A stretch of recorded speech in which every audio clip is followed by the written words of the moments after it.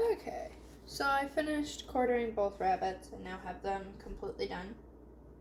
I'm going to demonstrate how I prepare them in the crock pot now. I'm going to have some butter melting in the background, so ignore the microwave. The first thing my family does is we have vegetables. Usually we do onion, celery, baby carrots, and potato chunks. I already have them cut up and prepared. Ooh. Alright, butter just exploded everywhere. Good deal. I don't usually hang out in the kitchen. It's a dangerous place for me. So I'm going to put my potatoes in there. Baby carrots go in there as well. And just kind of mix them in. And then I have onion chunks cut up as well. Oh no. And I'm just going to mix them in. Cut them all big. Things in the crock pot tend to melt or shrivel up and shrink. Okay. So, you do not want to make them too small or you will not have any chunks left for your roast. All vegetables are optional. Don't feel like you have to have them in there if you're not a veggie person. It's just fine. Next I'm going to do, I have salt in here. It's just sea salt. I'm going to rub the meat like you would with any other meat that you're going to be preparing. I sprinkle it on. Rub it in.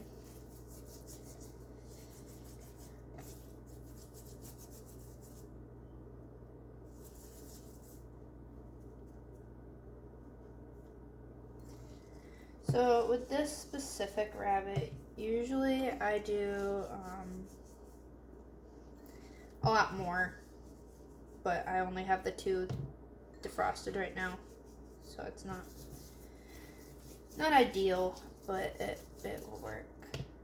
This is just a blood clot bruise. It's not actual blood anymore. I tried to wash it off. It's just bruised. You won't taste it in the meat. It can happen sometimes if you don't wash the clot out fast enough, which I did not because I was filming instead of rushing like I usually do. That is a fat spot that I'm going to just tear off real quick.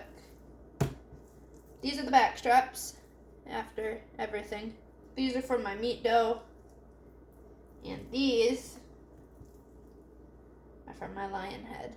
You can see the difference. One's quite a bit thicker and nicer. The other one, not so much. Salt all of your meat, not just the little bit. Not just the limbs, do all of it.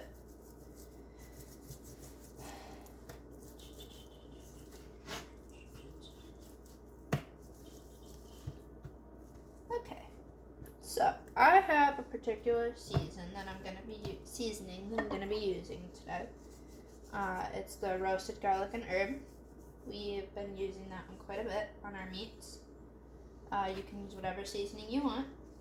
Does not matter. That is just my preference for the day. So, once I finish rubbing this in, flip them. When you flip your back legs, be very careful because the leg bones are very sharp where they break off, and they will hurt if you catch your hand on them. So, avoid doing that as much as possible.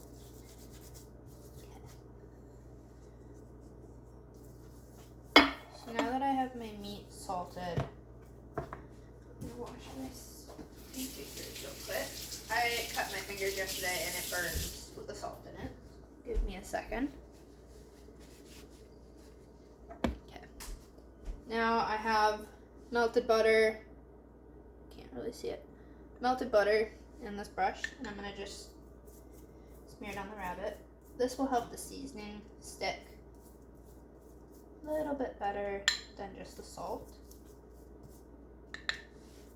Make sure when you butter your rabbit that when you put it in the crock pot, you do the buttery side down. Don't flip it on your cutting board because you're just going to lose all of your flavoring seasoning.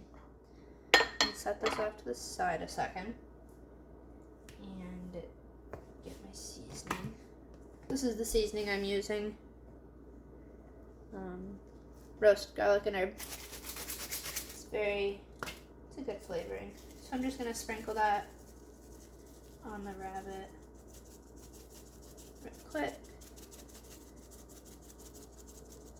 That was a lot in one little clump. Okay. Now I'm going to take it, put my rabbit seasoned side down on top of the veggies very carefully. Try to make sure it's spread out a little bit so you can fit it all in there. Mine's going to be a little bit of a tight fit, but I'm going to take a quick break. Butter it because it's going to have to overlap somewhat.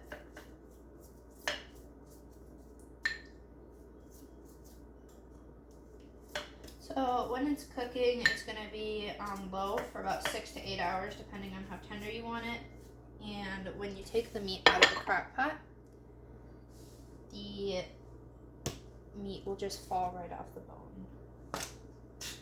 That face. I'm gonna add more seasoning.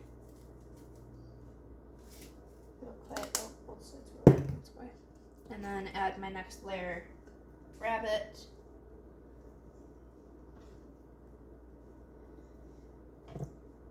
And it should, I'll show you in a second. Once I get it buttered and finished up. Go in there.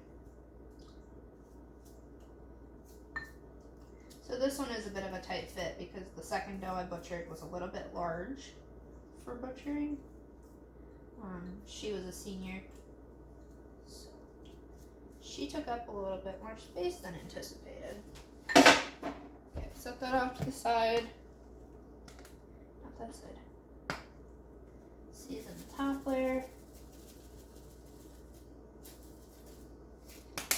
And you might be able to see. Like this. It looks like that. They're all stacked on top of these. So, now I did that. I'm gonna add my broth, which is just a cube, like one of the little chicken stock cubes mixed with water. I'm gonna just pour that on top. You don't have to add the broth. The rabbit will make juices on its own.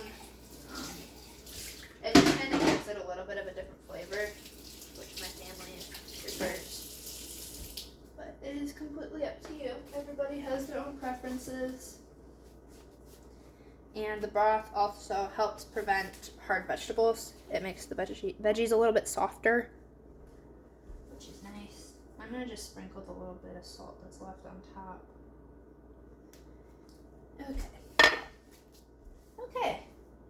So you can either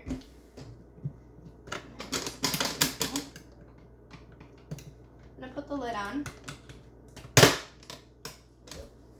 and turn it on. You can either have it on low for 6 to 8 hours or you can have it on high for 4 hours. I am going to put it on high for 4 hours. My family wants to eat before 9:30 tonight. And just like that,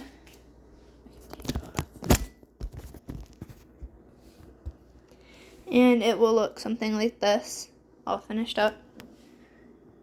It's on high. So the rabbit meat and then the veggies, you can kind of see it here. They're on the bottom with the broth. I will add the last bit when it has finished cooking and possibly update throughout the cooking session.